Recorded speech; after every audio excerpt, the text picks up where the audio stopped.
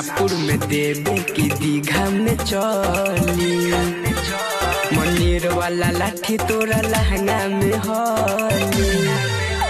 दानापुर में देवे की दीघा में चली, मनेर वाला लाठी तोरा लहंगा में हली। पियाओ हाथी टोला पियाम कोका कोला, पियाओ रतन टोला पियाम कोका कोला। स्वर मरवा के बालू तोहरा ढोरी में धरी। दानापुर में देवे की दीघा में चली, मनेर वाला लाठी तोरा लहंगा में हली।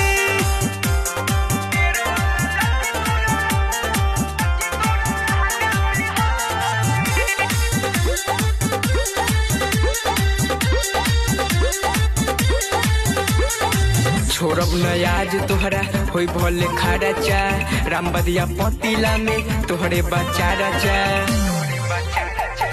छोड़ब न आज तोरा होई भले खाड़ा चा, रामपुरिया हल्दी छपरा में तोहरे बचारा चा। होरैया थाना खसपुर में मची खलबली, चितनावा के लड़का कोनो हाथ तोहर धली।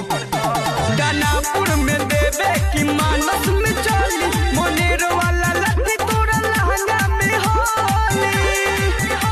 दानापुर में चलबे की नगटा में चली, मनेर वाला लाठी तोरा लहंगा में हली।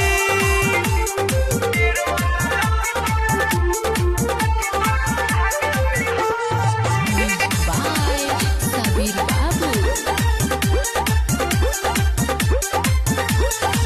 जवन चाही तोरा सब कुछ दीही, मनोज दीवाना मिथ लेस्मा जलीही। जवन चाही तोरा सब कुछ दीही, नीतीश नादानो मिथ लेस्मा जलीही। ते जइबे फुलाई बड़े अभी कली, दीपक राजा धके तोहके पाजा में मली। दानापुर में देवे की दियर में